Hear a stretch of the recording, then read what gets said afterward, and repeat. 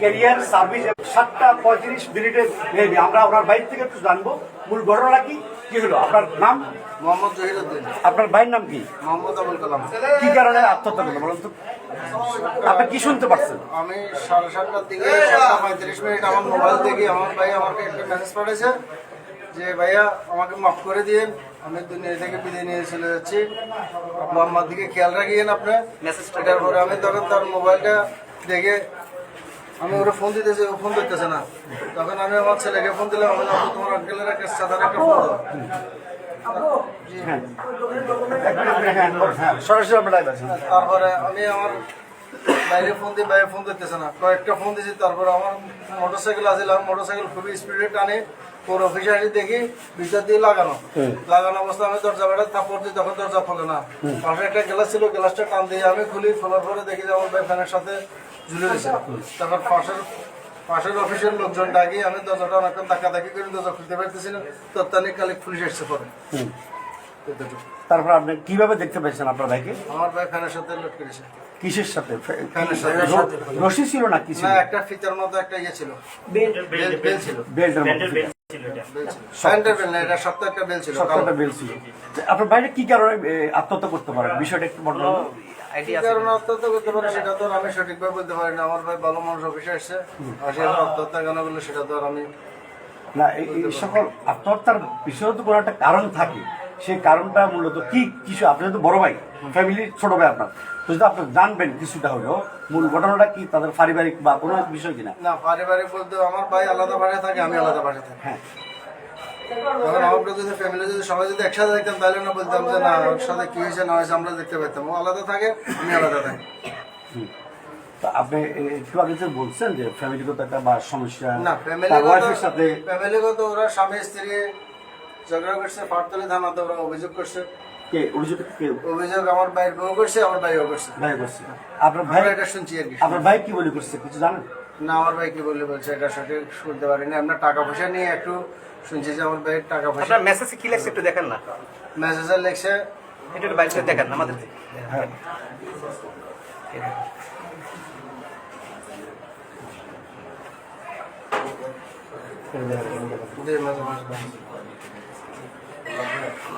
Message ভাই মাফ করে দিয়েন। মেসেজটা একটু আমাদেরকে স্ক্রিনে সরাসরি দেখান।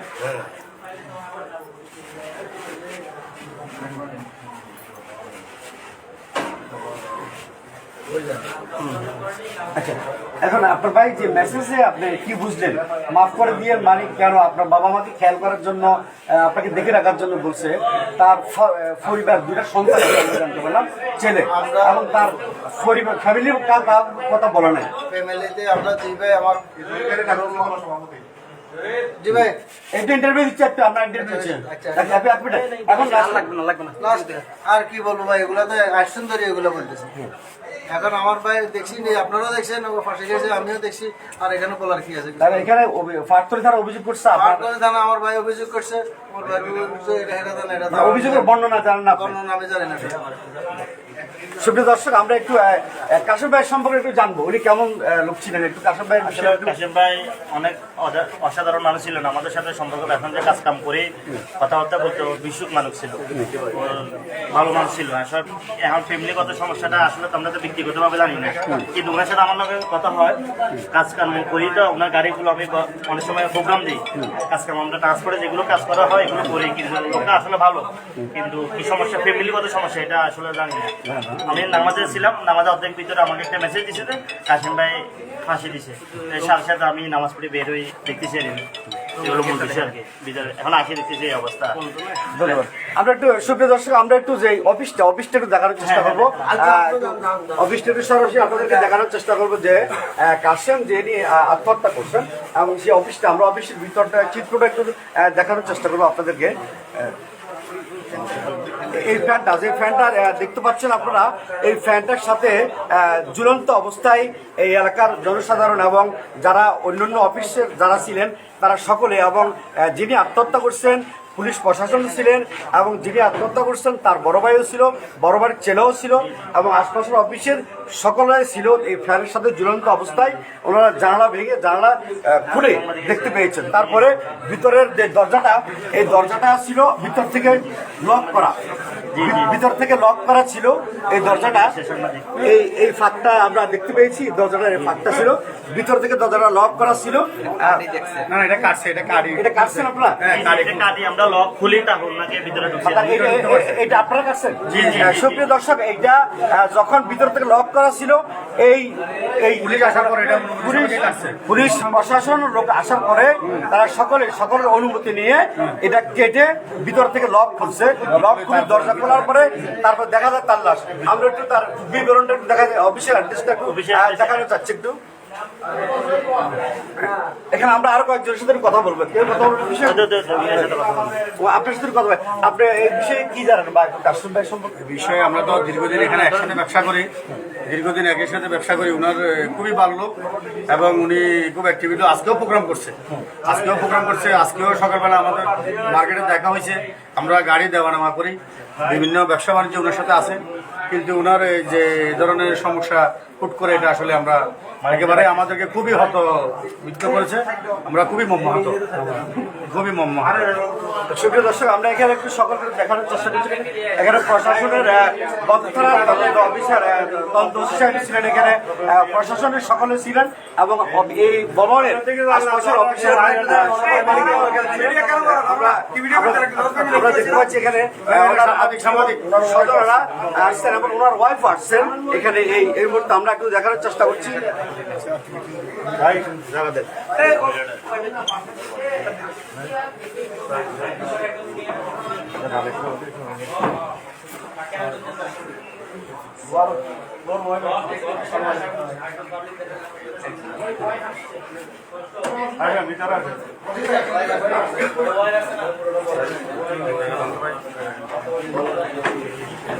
আস্তে আস্তে আস্তে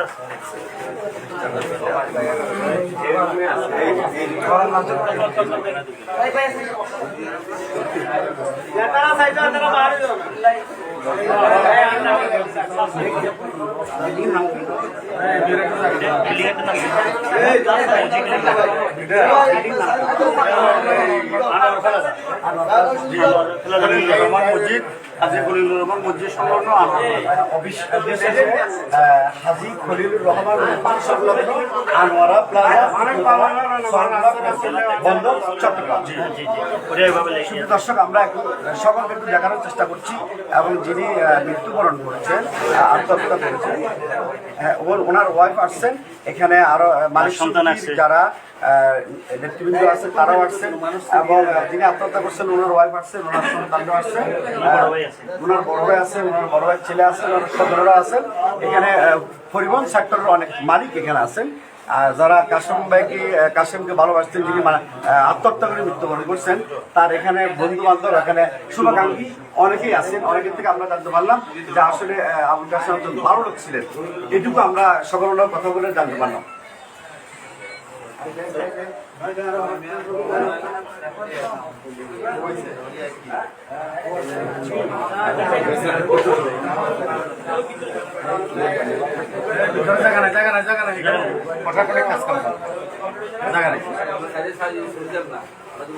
একটু বাইরে বাইরে সাইডে দিকে এখানে এখানে এখানে নিচে নামাবো তো, সবাই সাইডে রাখবেন।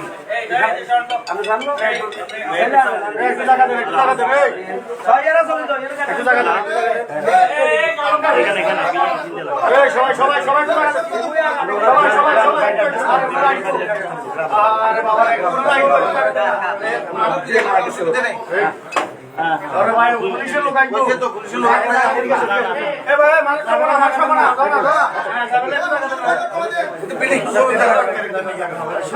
আমরা একটু ওনার বড় ভাইয়ের ছেলের সাথে কথা বলবো। এটা ওনার গ্রামের বাড়ি কোথায়, অ্যাড্রেসটা বলেন তো পুরো। থানা চন্দ্রগঞ্জ, মৌসুমী আবাসিক। আপনার চাচা ওরা না? জি, উনি আমার চাচা। আস্তে আস্তে চাবি কিনে সাবাসাবি করো তাই না বুঝলাম দরকার কেন কি এখানে সাবা সাবি করিয়েন না তো সাই সাই সাই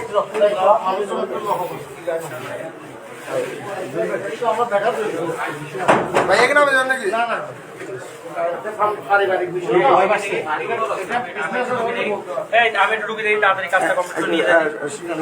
সুপ্রিয় দর্শক, আমরা দেখছি এখানে প্রথম থেকে প্রশাসনের লোক ছিলেন, তাদেরও তৎপর আছে এবং প্রশাসনেরও যারা আন্তরিক আছে আমরা দেখছি এখানে অফিসের আশপাশের সকলকে নিয়ে এবং এলাকার যারা আছে তার সহপাঠী যিনি উত্তোলন করেছেন, আমাদের আসেন, ওনার সহপাঠী সকলের সহযোগিতায় তারা প্রশাসনকে সহযোগিতা করছেন এবং প্রশাসন সুন্দরভাবে কাজ করতে পারছে প্রথম থেকে।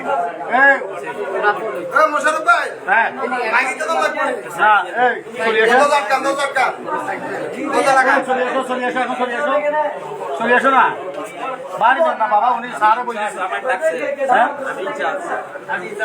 আচ্ছা